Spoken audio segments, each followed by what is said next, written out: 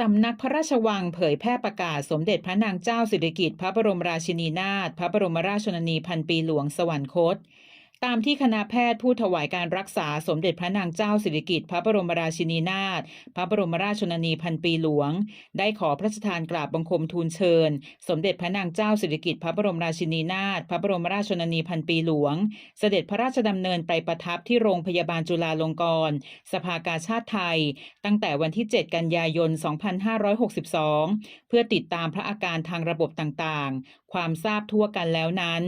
ในช่วงที่ประทับที่โรงพยาบาลจุฬาลงกรณ์สภากาชาดไทยสมเด็จพระนางเจ้าสิริกิติ์พระบรมราชินีนาถพระบรมราชชนนีพันปีหลวง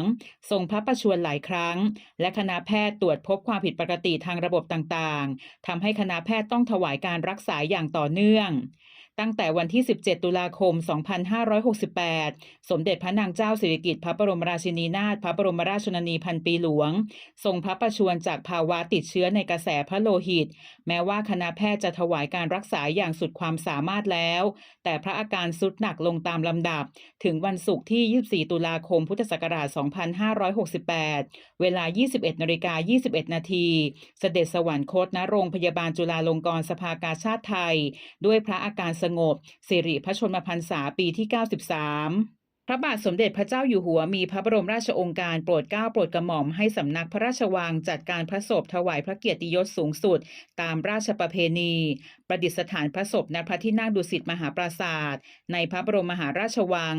ทรงพระกรุณาโปรดเกล้าโปรดกระหม่อมให้พระบรมวงศานุวงศ์และข้าทูลละอองธุลีพระบาทในราชสำนักไว้ทุกถวายมีกำหนด1 ปี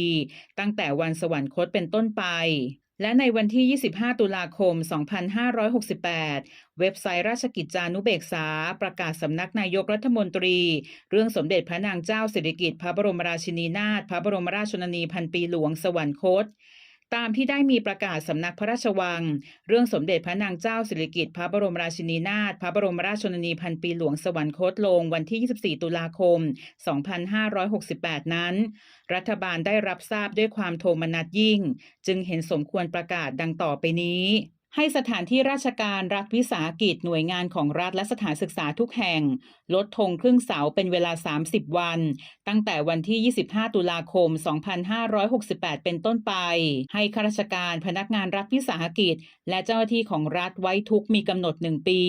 ตั้งแต่วันที่ 25 ตุลาคม 2568 เป็นต้นไปสำหรับประชาชนทั่วไปขอให้พิจารณาดำเนินการตามความเหมาะสม